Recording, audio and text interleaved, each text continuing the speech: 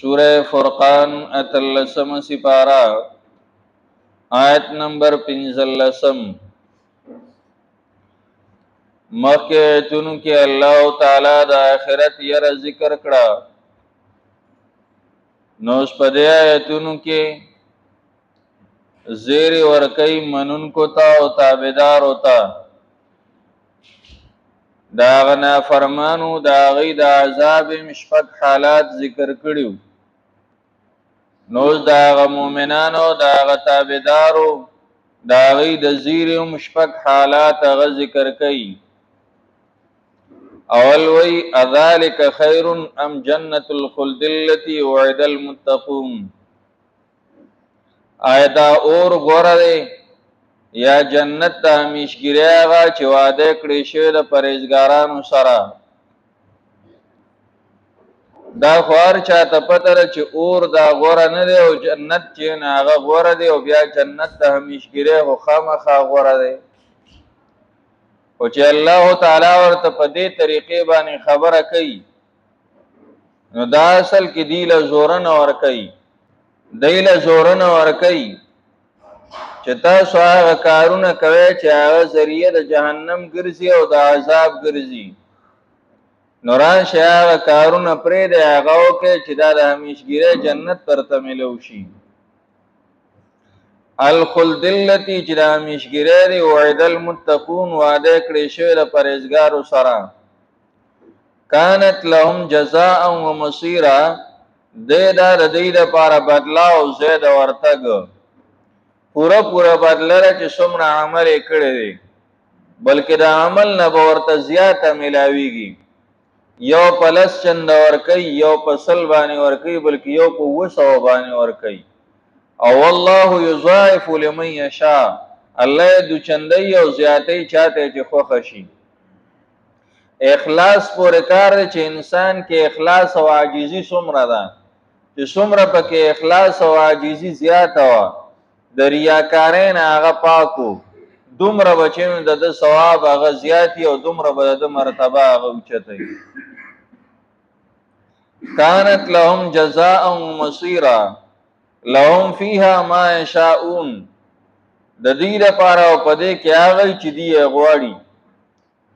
دنیا کې ژوند تیر کړو داسې څنګه چې الله تعالی غوښتو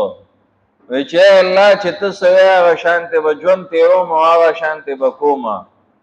نا اللہ تعالی وی آخرت کے باغ صدرکم چه تی غواری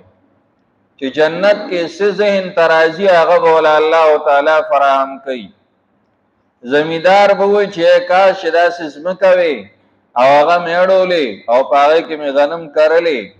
بس دے بناستی زمکا بچنو برابر شی او بڑی غنم با پکیو کرلی شی آغا برا زرغونی کی او چنو دے بورتا گوری او خوشحالی کی با کم انسان چه آغا دا قرآن سر تعلق دے دا آغا بزرک دا راضی چه کاش چه ما چنو دا قرآن تلاوت کولی او ما تا کسان ناسوی یا میں دا قرآن درس کولی او ما تا کسان ناسوی اللہ تعالی بولا کسان برابر کی آغا بورتا کینی او دے وچنو درس شروع کی دا د زړه ترالل چیرې فلانې میوه می خوړلې وي ډېره مزه به کوله چې دنیا کې می خوړه تیار او په پلیټ کې راشي او دته مخې ته پرته دی وته هغې نه خوراک کوي لهم فیها ما یشاؤون د دې لپاره او په دې کې هغه چې دی غواړي خالدین همیشه وي جنتم همیشه او د دې د ژوندم په دغه جنت کې همیشه او په هغې کې پاتې کیږي کان علی ربک وعدا مسئولا دا پرب ستابانی وعده تپوس کړی شوی غوښتې شوی الله تعالی وعده کړی د انسانانو سره دا وعده غوښته ملائک کوي دا وعده غوښته چې هغه انسانان کوي انسانان به هم وایي هغه خلک چې هغې تابعداري د الله تعالی کړې وه ربنا آتنا ما وعدتنا علی رسولکا اے اللہ جنتون راکا چتا مونږ سره د پیغمبرانو په جبه وعده کړی وه پیغمبرانو مونږ ته ویلو چې دا اعمال مو کړل نو داسې جنتونه به درته میلاویږي اے الله موږ هغه اعمال کړي دي اوس هغه وعده را سره رښتیا که هغه جنت راله راکه. ملائک به هم وایي چې الله تا ورسره وعده کړی وه چې جنتونه به درکوم، نو هغه جنتونه ورکه. عبدالله ابن عباس رضی الله تعالی عنہ وایي چې الله تعالی په خپله باندې وایي اے انسان ما تا سره وعده کړی وه چې زه به جنت درکوم، راشه ما نه وغواړه چې درکم که نه، داسې مهربانه ذات دی. راشه ما نه وغواړه چې زه درله هغه جنتونه درکم، د عذاب نه دې خلاص کړم. دې د وجې نه د خپلې دعا حصه ګرځول پکار دي چې الله ما ته جنتونه راکه او اعلی جنتونه راکه او په اعلی مرتبو باندې پې ما فایز کا. عمل زمونږ عملونه بیا ډېر کوتاه دي او عمل باندې خاص هم نه ده. په عمل باندې رحمت د الله تعالی متوجه کیږي او جنت پر رحمت باندې ملاویږي. چې دنیا کې مشقت ډېر کړی دی او اعمال ډېر کړي دي نو درجې به چې نه هغه اوچتي، الله تعالی به له اوچتې درجې هغه بیا ورکوي. نیک اعمال کم دي نو درجې به ښکته. مسند ابو یعلا روایت دی، هغه وایي چې یو سړی هغه چې دی نو په ورځ کې اووه ځله چې نو د جهنم نه پناه غواړي او دا وایي اللهم اجرني من النار،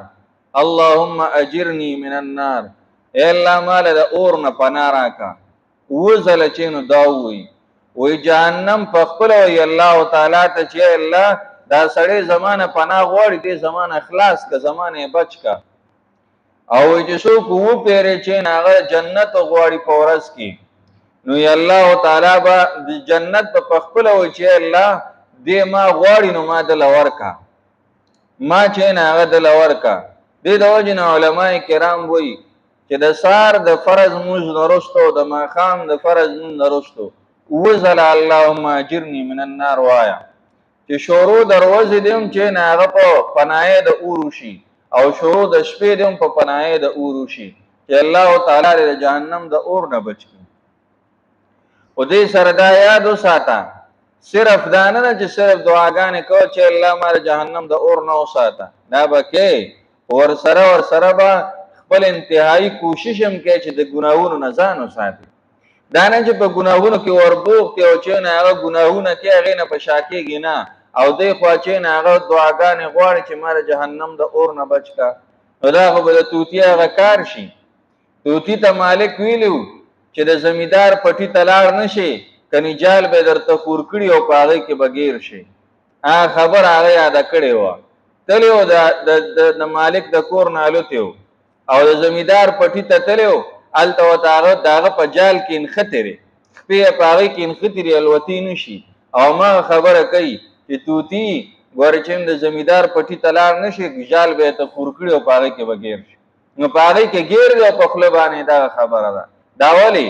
دا ځکه چې هغه خو پې باندې پوهېده نه که نه چې زما د دې خبرې مقصد څه دی، عمل یې پې باندې نه و کړی نو هغه فایده یې وله ور نه کړه. دې د وجې نه دعاګانې به هم کوو خو د دعاګانو سره سره